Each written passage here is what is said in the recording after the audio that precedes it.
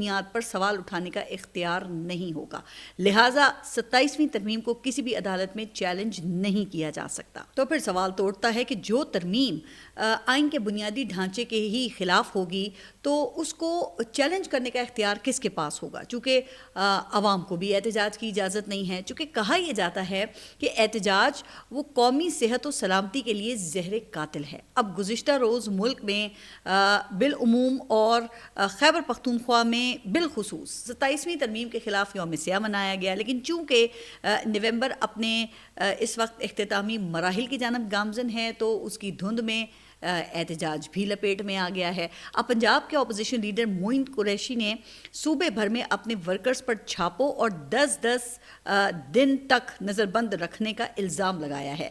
اچھا، پھر دوسری طرف بتایا یہ جاتا ہے کہ کچھ پلان یہ ہے کہ عمران خان سے نومبر میں کسی کو بھی ملنے کی اجازت نہیں دی جائے گی، جس پر پھر عمل درآمد کرتے ہوئے عمران خان کی جو بہنیں ہیں ان پہ تشدد بھی کیا گیا۔ اچھا، اسی طرح وزیر اعلیٰ خیبر پختونخوا سہیل آفریدی کو کورٹ آرڈرز کے باوجود آپ دیکھ رہے ہیں کہ عمران خان سے اڈیالہ جیل میں ملاقات سے روکا جا رہا ہے۔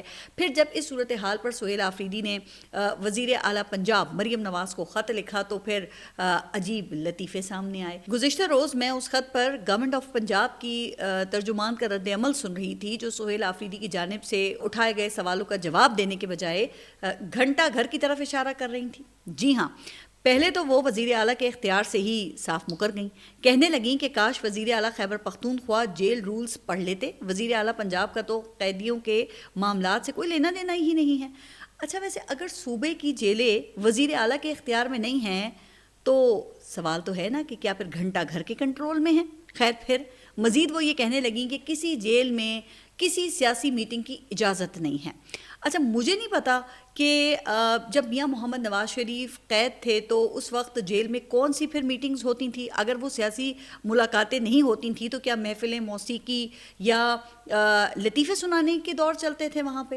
اچھا، پھر اس کے بعد پنجاب کی ترجمان نے جو بات کی تو پھر ان کے جو دل میں بات تھی نا وہ زبان پر آ ہی گئی، کہنے لگیں کہ فیملی کی ملاقات ہو جائے گی، جہاں اتنی ملاقاتیں ہوئی ہیں وہاں ایک اور بھی ہو جائے گی، لیکن حکومت پنجاب نے کسی ملاقات سے نہیں روکا۔ اچھا، تو پھر کس نے روکا ہے؟ البتہ وہ یہ بتانے سے قاصر رہیں۔ اب ہو سکتا ہے کہ حکومت سے نکلے تو پھر بتا ہی دیں۔ اس پر مجھے مرحوم ماجد صدیقی کے اشعار یاد آ گئے، اڑ کر باشکل گرد فلک پر جو چھا گئیں، بے فیض بدلیاں ہیں ہمارے نصیب میں، ہر چال باز اپنے بیان داغتا ہے، کیا کیا یہ سرخیاں ہیں ہمارے نصیب میں۔ اب بات چونکہ سرخیوں یا ہیڈ لائنز کی آ گئی ہے تو خواجہ آصف کی بھی ایک سرخی لگی ہوئی ہے۔ موصوف کا کہنا یہ ہے کہ جنرل باجوہ کا بھی کورٹ مارشل ہونا چاہیے، چونکہ 2018 کے سیاسی حالات کے اصل ذمہ دار جنرل باجوہ تھے۔ واہ خواجہ صاحب واہ، آپ نے تو ویسے کمال ہی کر دیا، سب کو پیچھے چھوڑ دیا۔ لگتا ہے کہ آپ نے اخبار والی سرخی سے زیادہ رنگ والی سرخی پھینکی ہے، بلکہ رنگ بازی اور چال بازی کو ایک ہی کوزے میں بند کر دیا ہے۔ اب آپ ذرا اندازہ کریں کہ یہ باتیں کر کون رہا ہے؟ وہ شخص جو خود بھی 2018 کا الیکشن جنرل باجوہ کے مرہون منت جیتا تھا، لیکن لگتا یہ ہے کہ الیکشن والی رات خواجہ آصف نے فون جنرل باجوہ کو نہیں بلکہ کسی گھنٹہ گھر میں کیا تھا، اور اب اسی الیکشن کے جرم میں وہ جنرل باجوہ کے ٹرائل کا مطالبہ کر رہے ہیں، یعنی کہ چور بھی اور سعد بھی۔ اور اس لطیفے پر مجھے ایک اور لطیفہ یاد بھی آ گیا۔ کہتے ہیں کہ ایک چور کسی کے گھر میں چوری کی نیت سے گیا اور مالک مکان کے تکیے کے نیچے سے چابیاں تلاش کرنے لگا۔ اچھا، پھر مالک مکان کی آنکھ کھل گئی، چونکہ کمرے میں اندھیرا تھا تو مالک نے پوچھا کہ کون ہے؟ چور نے منہ سے بلی کی آواز نکالی، میاؤں۔ مالک نے پھر پوچھا کون ہے؟ چور پھر بولا میاؤں۔ اچھا، پھر مالک نے تیسری بار ذرا زیادہ زور سے پوچھا کہ کون ہے؟ آخر چور بھی تنگ آ کر بولا کہ بتایا تو ہے کہ بلی ہوں۔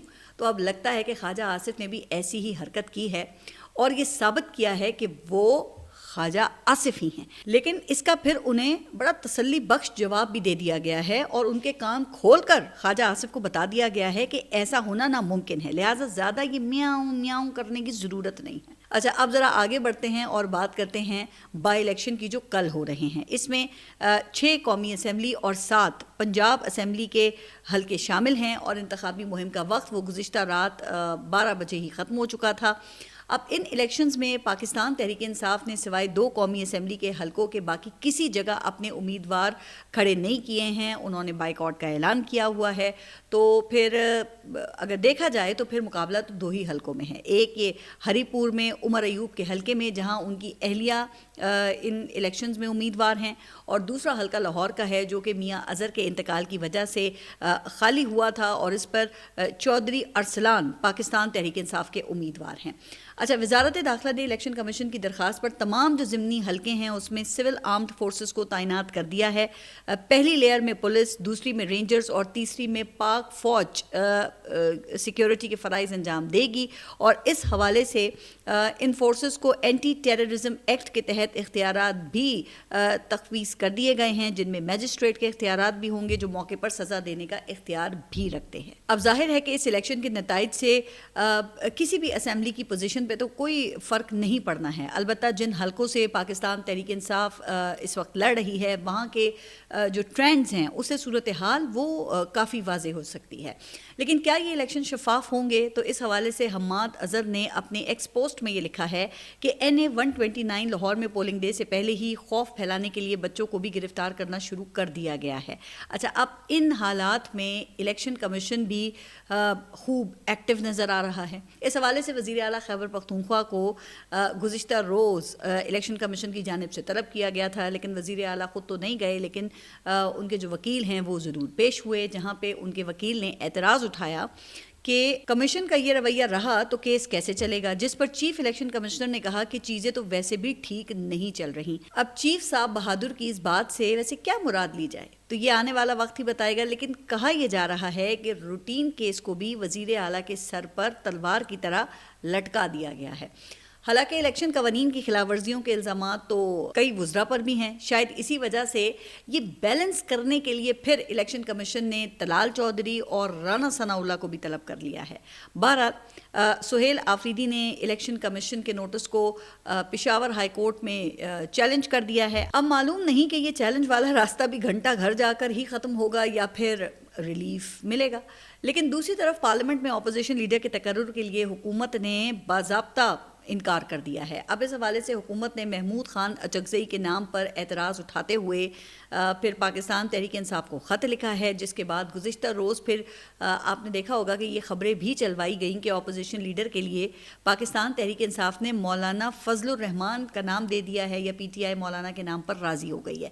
لیکن پھر بیرسٹر گوہر نے آ کر اس بات کی تردید کی, اور انہوں نے یہ واضح کیا کہ عمران خان کی نامزدگیوں کو تبدیل نہیں کیا جائے گا. اب اپوزیشن کے جو معاملات کا اختیار ہے تو پھر لگتا تو یہی ہے کہ وہ بھی گھنٹہ گھر سے ہی کنٹرول کرنے کی کوششیں کی جا رہی ہیں. خیر, اب آگے بڑھتے ہیں اگلی خبر کی جانب, اور اس کا تعلق پاکستان اور بھارت وہ دونوں سے ہے. گزشتہ روز دبئی ایئر شو میں تیجا کا بھیجا نکلتا ہوا دیکھا تو افسوس بھی ہوا اور تشکر کا احساس بھی ہوا. اچھا, افسوس اس لیے کہ تیجا کے حادثے میں ایک انسانی جان ضائع ہوئی. ونگ کمانڈر نمن شیال جاں بحق ہوئے ایک ایسی ایکٹیویٹی کے دوران جس کی نوعیت نان کمبیٹنٹ تھی, یعنی کہ پائلٹ کسی جنگی مشن کے اوپر نہیں تھا. یہ ایک ایئر شو تھا جس کا مقصد کرتب دکھا کر مال بیچنا تھا. لیکن جناب, مال کیا بکنا تھا, کرتب ہی جان لیوا ثابت ہوا. اب ہیومن ایرر کی وجہ سے یہ حادثہ پیش آیا یا پھر انجن فیل ہونے کی وجہ سے یہ سیٹ بیک ہوا, یہ جاننے کے لیے پھر انڈین گورنمنٹ نے کورٹ آف انکوائری بٹھا دی ہے جو اس حادثے کی وجوہات کا تعین کرے گی. اب رائٹرز کے مطابق انڈین تیجس بمشکل 8 یا 9 منٹ اڑ سکا. اس دوران 2 یا 3 چکر لگائے اس نے, جس کے بعد پھر اچانک منہ کے بل نیچے آیا, پھر کچھ سنبھل کر سیدھا ہوا, لیکن بلندی کم ہوتی گئی یہاں تک کہ زمین پر آ گرا.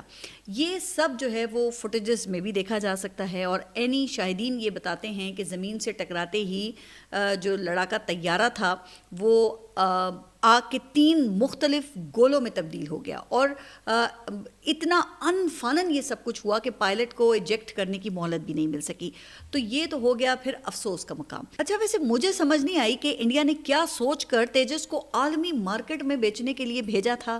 اب جو مال کبھی پاکستان کے خلاف انڈیا کے کام نہیں آیا تو ایسے خام مال میں آخر کسی دوسرے ملک کو کیا انٹرسٹ ہوگا. پھر دوسری طرف اسی ایئر شو سے متعلق تشکر کا احساس بھی ہوا، کیونکہ اسی ایونٹ میں پاکستان کے JF-17 فائٹر جیٹس کی بھی کامیاب نمائش ہوئی، جس کو دیکھ کر کئی دوست ممالک نے اس کی خریداری کے لیے MOUs پر بھی سائن کیے۔ ویسے آذربائیجان وہ تو پہلے ہی پاکستانی طیارے استعمال کر رہا ہے، اب JF-17 انڈیا کے تیجس پروجیکٹ سے 2 سال بعد شروع ہوا، جسے پاکستان نے انڈیا کے خلاف ہونے والی 2 جنگوں میں نہ صرف کامیابی سے استعمال کیا بلکہ اب یہ ایکسپورٹ بھی ہو رہا ہے، اور جس کے لیے گزشتہ 22 سالوں میں JF-17 پروگرام سے منسلک ہمارے جو ایروناٹیکل انجینئرز ہیں، سائنٹسٹ ہیں اور ٹیکنیشینز ہیں، وہ سب بہت مبارکباد کے مستحق ہیں۔ اچھا، پاک فضائیہ کی اس فخریہ پیشکش کی دھوم کا اندازہ تو اس بات سے بھی لگایا جا سکتا ہے کہ اسی دبئی ایئر شو میں انڈین نیوی کے افسران بھی JF-17 کے ساتھ تصاویر بنواتے ہوئے دکھائی دیے، جس پر چند انڈین دل جلوں نے پھر مودی حکومت کو خوب سنائی کہ پاکستان اور انڈیا کا کہیں چھوٹا موٹا آمنا سامنا ہو جائے تو مودی حکومت قومی سلامتی کا ڈرامہ شروع کر دیتی ہے، جبکہ انڈین اہلکار خوشی خوشی پاکستانی طیارے کے ساتھ پوز بنا رہے ہیں۔ اب ظاہر ہے اتنا غصہ تو بنتا ہے، کیونکہ 2001 میں تیجس پروجیکٹ کی جو کویتا اٹل بہاری واجپئی نے لکھی تھی، اسے منموہن سنگھ کی آشا بھی اڑنے کے قابل نہ بنا سکی۔ پھر جو کسر رہ گئی تھی وہ مودی جی کی بھاشا نے پوری کر دی۔ مودی نے انڈین تیجس کا فالٹ کیا دور کرنا تھا، الٹا وہ فرانسیسی رافیل بھی گنوا بیٹھے۔ خیر، مزید آگے بڑھتے ہیں اور ایک ڈومیسٹک قابل افسوس واقعے کی بات کرتے ہیں ذرا۔ ابھی گزشتہ روز فیصل آباد کے علاقے ملک پورہ میں ایک کیمیکل فیکٹری میں گیس لیکیج سے دھماکہ ہوا، جس میں کم از کم 20 افراد جاں بحق ہو گئے، اور کمشنر فیصل آباد کی ابتدائی رپورٹ کے مطابق دھماکہ گیس پائپ لائن پھٹنے کی وجہ سے ہوا، جہاں 4 فیکٹریاں ایک ساتھ منسلک ہو کر کام کر رہی تھیں۔ ایک فیکٹری زمینبوس ہو گئی، جبکہ دھماکے کی شدت سے ملحقہ گھروں کی چھتیں بھی گر گئیں۔ کمشنر کے مطابق زیادہ جانی نقصان رہائشی علاقے میں ہی ہوا ہے۔ تو اب کمشنر صاحب جو ہیں، انہوں نے یہ نہیں بتایا کہ رہائشی علاقے میں یہ فیکٹریاں بنی کیسے، کس قانون کے تحت بنی، اور اگر کسی قانون کے تحت بنی تھیں تو وہاں کے مکین اس علاقے میں فیکٹری کے خلاف کارروائی کا مطالبہ کیوں کر رہے ہیں؟ بھئی کہاں گئے وہ انڈسٹریل اور سیفٹی قوانین؟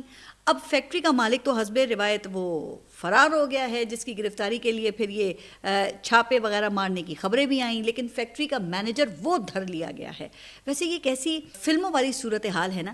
یہی ڈرامہ آپ کو یاد ہوگا کہ بلدیہ ٹاؤن کراچی میں آگ لگنے کے بعد بھی ہوا تھا کہ مالک وہ رفو چکر، جبکہ ملازمین کے جیل کے چکر اور پولیس گھن چکر۔ اب ان معصوم جانوں کے ضیاع کی FIR وہ کس کے خلاف کاٹی جائے گی؟ کس کے ہاتھ پر بے گناہ مرنے والوں کے لواحقین اپنے پیاروں کا لہو تلاش کریں گے؟